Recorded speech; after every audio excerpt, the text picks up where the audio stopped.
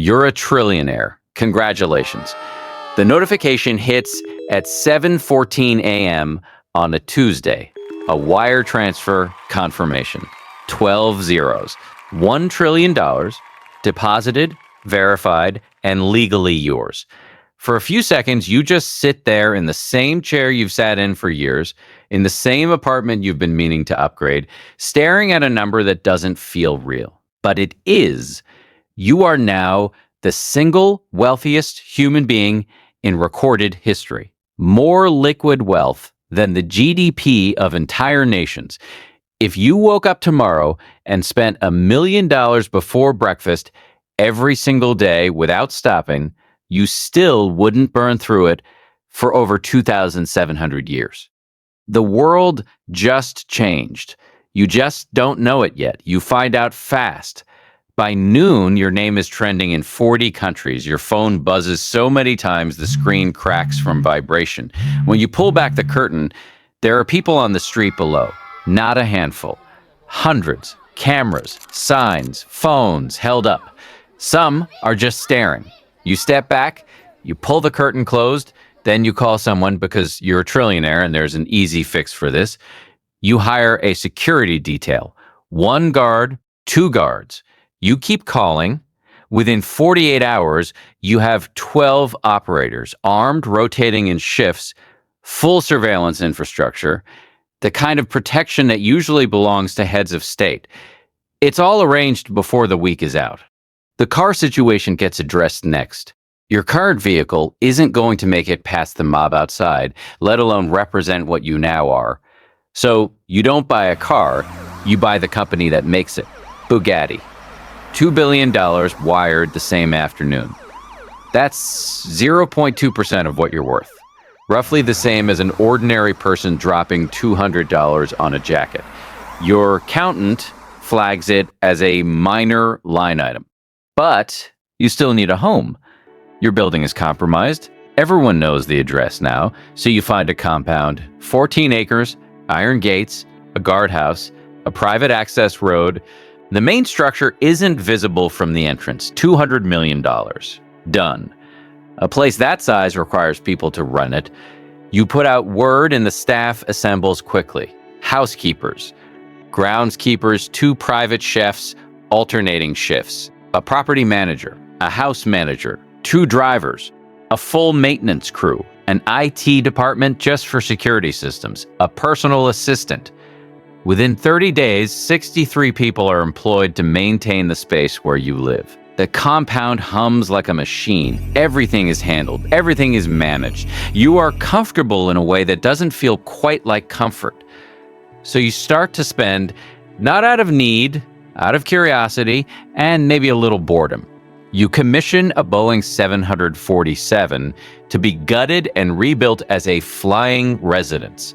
$400 million. You acquire an island in the South Pacific. You order the construction of the largest private yacht ever put on water. Helicopter pad, submarine bay, cinema, full surgical suite. $600 million. And here's the part nobody warned you about. $1 trillion makes money faster than you can spend it. Even in the most conservative holdings, your net worth climbs tens of millions every day while you sleep. You wake up richer than you went to bed every single morning without moving a muscle. But money doesn't solve everything. You want coffee, just coffee. The spot you've been going to for years, 2 blocks from your old apartment. Your security team needs a 45-minute advance window by the time you arrive. The area has been scouted and cleared. You walk in, the room goes quiet, every head turns, the barista's hands are shaking. Someone in the far corner is pretending to look at their laptop screen, but the camera is pointed at you. You get your order. It tastes exactly the same as it always did. Everything else is different. You don't go back. You don't want to ruin it for everyone else.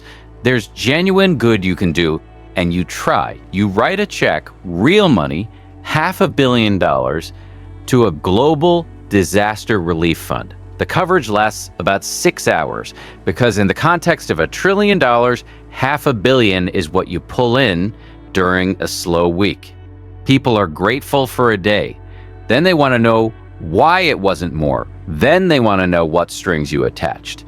Then they want the next check. The gratitude has an expiration date. The expectation doesn't. The phone calls never stop, but none of them are the ones you want. Lawyers, wealth managers, heads of state, NGO directors, foundation chairs. Everyone wants the meeting. Everyone wants your name attached to their project, their cause, their building, their legacy. The friends you had before the money start to go quiet. Some just stop picking up. The ones who do answer sound different, careful, measured, like every sentence is being weighed before it leaves their mouth. You invite your closest friend from college, the one who used to argue with you about everything, movies, politics, where to order from, to stay at the compound for a weekend. He accepts before you finish asking. When he arrives, he compliments everything. The architecture, the grounds, the wine, the thread count on the guest room sheets. He agrees with everything you say for 2 full days. He laughs at things that aren't jokes. He doesn't push back, not once. He used to push back on everything. That was the whole point of him. Then the lawsuits begin. Not 1, not 2, 17 in the first 6 months. A former business associate claims you owe him money from a deal that closed 9 years ago. A woman in a state you've never visited says you verbally promised her $10 million at a fundraiser in 2019. Your legal team uses the word frivolous so often it starts to lose meaning. But each case costs 6 figures to defend. Each one generates a headline. Each one requires a deposition or a statement or a filing. Your lawyers tell you this is the new normal. You are the deepest pocket on earth. The legal system is just another instrument people use to reach into it. You settle 3 of them, not because they have any merit, because litigating them publicly costs more in dollars, in press, in time, than writing the check. $1 million here, $2 million there, rounding errors. But every settlement is reported, and every report draws 5 new suits. Your legal spend for the year crosses $40 million. You have an entire floor of a law firm working on nothing but your cases. You've never met most of the lawyers.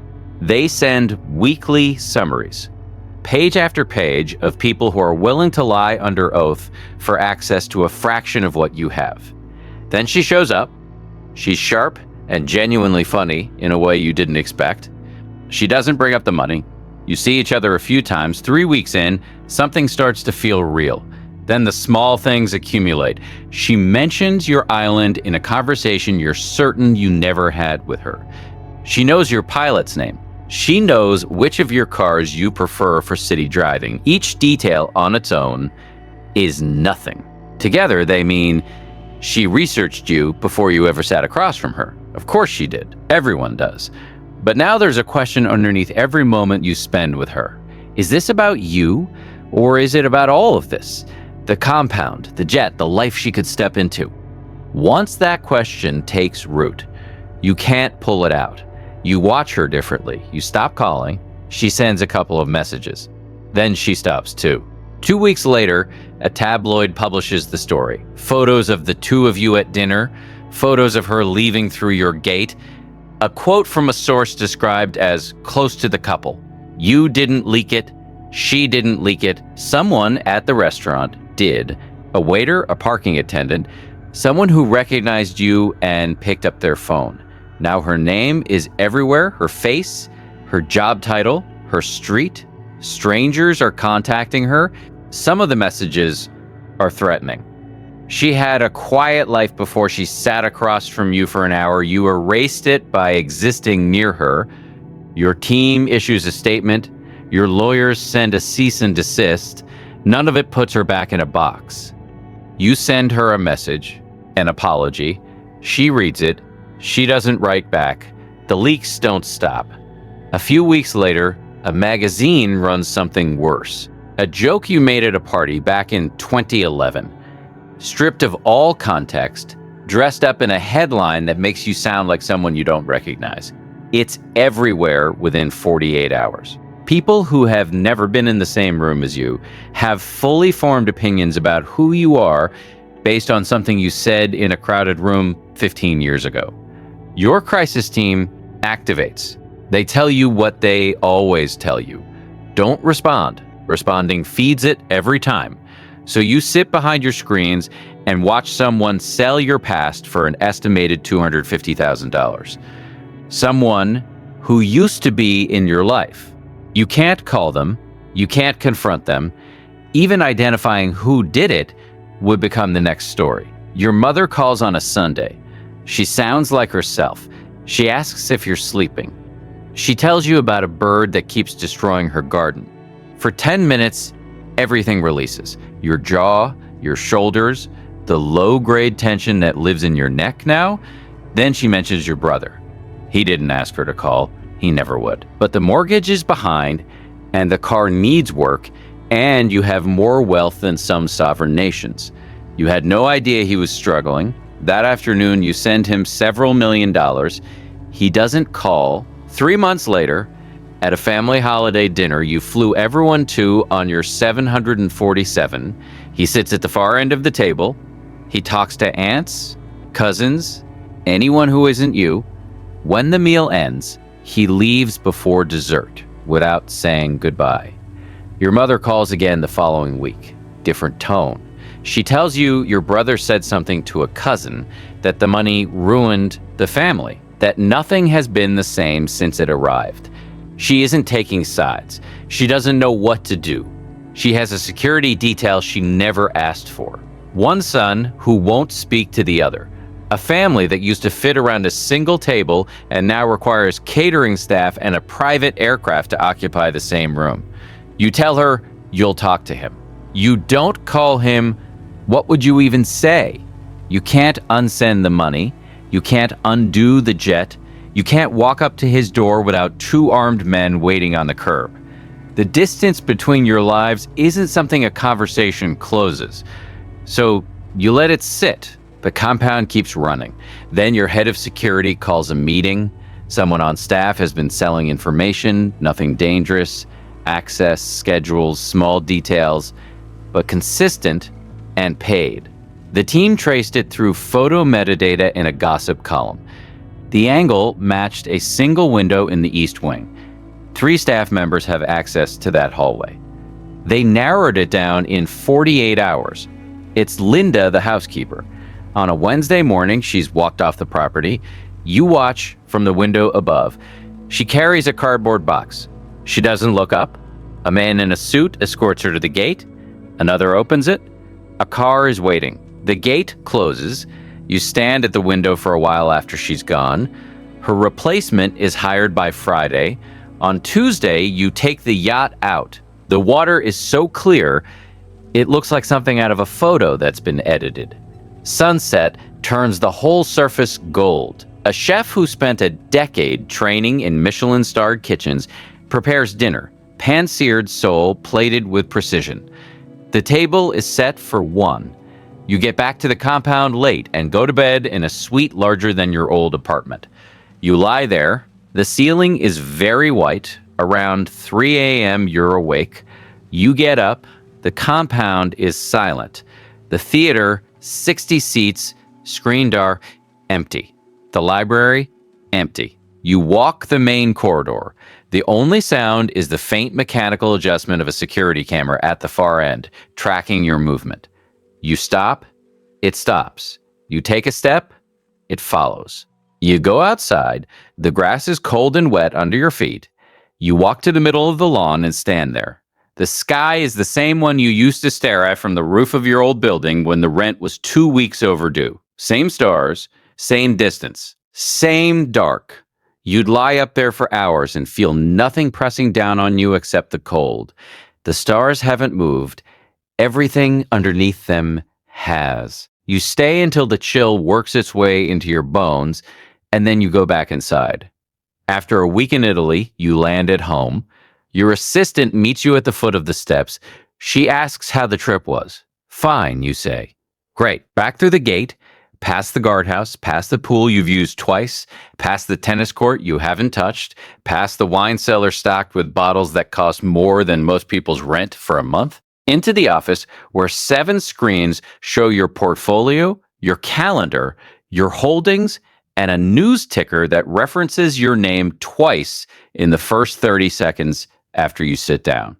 The groundskeeper rides the mower in a slow arc across the lawn outside. Security runs a shift change at the gate. 63 people keep this place running. You are the only one who actually lives here.